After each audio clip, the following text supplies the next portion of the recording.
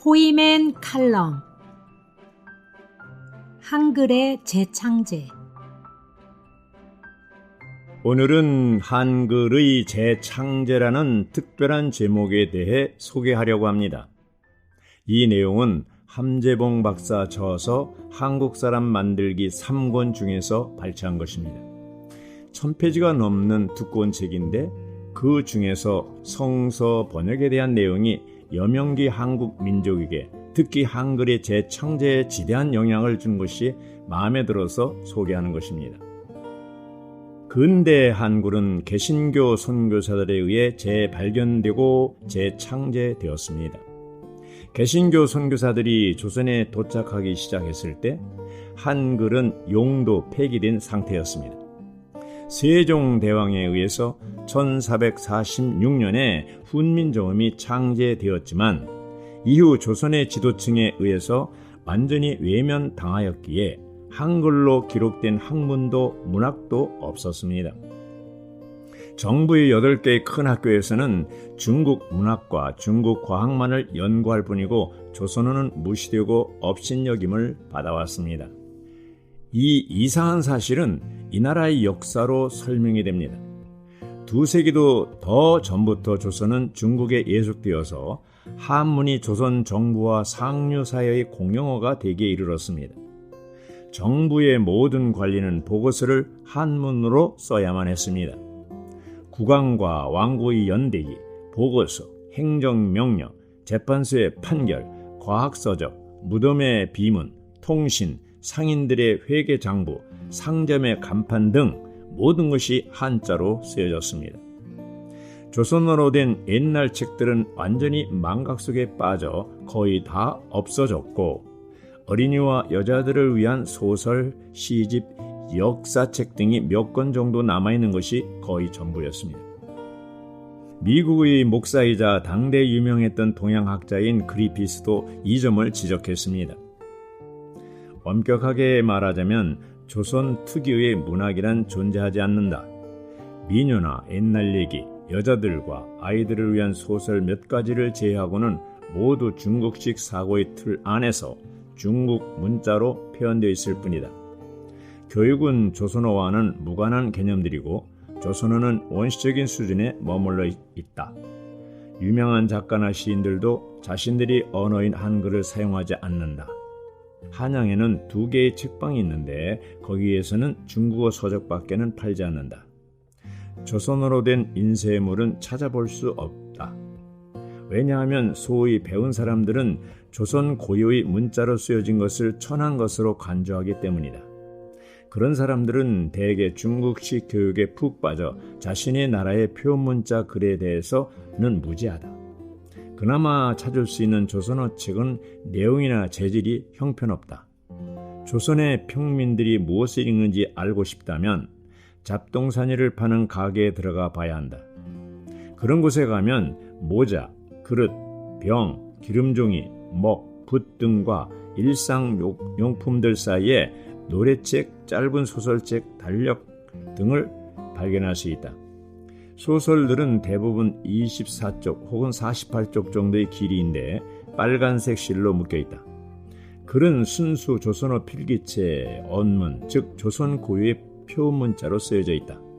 저자의 이름도 출판사나 출판된 장소 등은 이 볼품없는 책들에 적혀있지 않다. 종이는 가장 투박하고 싸구려의 볼품없는 회색 빛깔이고 여기저기 구멍이 나 있거나 얼룩이 나 있고 종이의 지푸라기 조각들도 간혹 보여 더욱 볼품없게 보인다. 이상이 그리피스가 관찰한 것이었습니다. 당시 조선의 지식인들은 한글을 전시하고 철저히 무시했습니다. 그리피스는 조선의 선비들에게 자신들이 모국어를 가꾸도록 종용해 보았지만 모두 헛수고였습니다. 그야말로 마이동풍이었습니다. 이것이 개신교 선교사들이 언문을 발견할 당시 조선의 상황이었습니다. 그러나 선교사들은 한글의 놀라운 잠재력을 알아보았습니다. 선교사들은 성서와 기타 기독교 문학과 서적들을 언문이라고 불리우는 조선의 글로 인쇄한다면 모든 조선 사람들이 글을 읽을 수 있다는 사실을 한눈에 알아봤습니다. 여자도 배울 수 있을 정도로 쉽기 때문에 언문을 그토록 경멸한 사대부 계급은 일시적으로나마 소외시킬 수밖에 없었습니다. 이후 조선의 글은 기독교를 전파하는 데 있어서 헤아릴 수 없이 값진 도구가 되었습니다. 글을 모르는 남자, 여자 아이들도 곧 글을 읽고 쓸 수 있게 되었습니다. 언문은 며칠이면 배우고 곧바로 조선어 성경을 읽고 조선의 글과 말을 배울 수 있었기 때문에 선교사들에게도 큰 축복이었습니다. 이렇게 아름다운 표문자가 수백 년 전에 발명됐다는 것이 놀라웠습니다. 선교사들은 이 표문자를 이용하여 살아있는 신의 말씀을 그 안에 모셨습니다. 조선이 일본에 비하여 그토록 빨리 기독교를 받아들인 이유 중 하나는 복음이 조선의 평민들에게 가장 익숙한 말과 글을 통해 전해졌기 때문일 것입니다. 조선의 특권층 학자들은 언문을 더러운 글이라고 비판하고 있었는데 선교사들은 이 경멸의 대상이 된 흙그릇을 천상의 보물을 담는 용기로 만들었습니다. 물론 오랜 세월 폐기되었던 한글은 많은 한계를 안고 있었습니다. 조선어의 일상어가 많은 제약을 안고 있다는 것은 사실입니다. 중국어를 섞지 않고는 학문적인 글을 쓸 수가 없었습니다. 그럼에도 불구하고 서양 선교사들이 언문을 적극 사용하기 시작하면서 한글의 잠재력이 드러나기 시작했습니다. 조선은 복음의 전령들이 도래하기 전까지는 자국의 문학을 갖고 있지 않는 나라들 중 하나였습니다. 이는 결코 애국 학자들을 우쭐하게 만들려고 하는 소리가 아닙니다.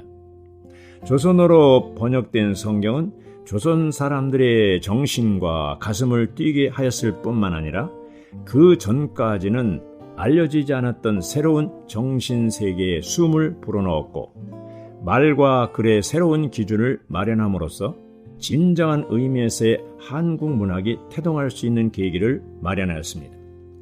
최초로 한글을 이용하여 성경을 번역한 사람은 존 로스였습니다. 로스는 스코틀랜드 출신의 선교사로 1875년 존 맥킨타이어 선교사와 함께 누가복음을 조선어로 번역하기 시작했습니다. 이때 로스를 도운 것은 기독교로 개종한 이응찬이었습니다. 1878년에 서상윤은 그의 동생 서경조와 함께 만주에 장사하러 갔었는데 장티부스에 걸려 자포자기한 상태였습니다. 그때 로스와 맥킨타이어가 서상윤을 중국 잉커우의 선교병원에 데려가 치료해 주었습니다. 서상윤은 1879년 로스 목사로부터 세례를 받았습니다. 서상윤은 개혁교회 신앙에 입교한 최초의 조선인 개종자가 되었습니다. 서상윤은 로스와 함께 선양으로 가서 조선어 성경 번역과 출판 사업을 도왔습니다. 그는 출판뿐만 아니라 목판을 깎아 식자 작업까지 하였습니다. 로스는 1882년 가을 심양의 문광서원에서 예수 성교 누가복음과 예수 성교 요한복음을 출판하였습니다. 이 과정에서 로스는 한글의 타고남을 깨닫게 되었습니다. 그는 조선의 글자는 현존하는 문자 가운데서 가장 완전한 문자이다라고 말했습니다. 로스는 이어서 서상윤, 김진기, 이응찬, 백홍준 등의 도움을 받아 1883년에 제자 행적과 예수 성교 말코복음을 1884년에는 예수 성교 마태복음을 발간하였습니다. 이때까지 로스, 서상현 등이 번역한 한글 성서는 1만 5천 부 넘게 팔렸습니다. 로스는 1887년에 신약성서 전부를 예수 성교 전서라는 제목하에 출판하였습니다.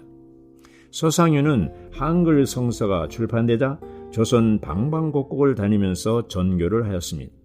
그런데 로스역과 이수정역은 성경 원문과 조선어의 조예가 깊은 학자들이 번역한 것이 아니고 중국어와 일본어 성경에서 번역했기 때문에 문제가 많았습니다. 과장된 문체, 지나친 한문투, 사투리 표현, 빈번한 오역, 괴상한 철자, 거칠은 활자 등이 문제였습니다. 그래서 1887년에 한양의 개신교 선교사들은 성서의 조선말 번역팀을 만들었습니다. 언더우드와 아펜젤러가 주도하여 이런 문제점들을 극복하고 1900년에 한글 신약 성서를 완역하여 출판했던 것입니다.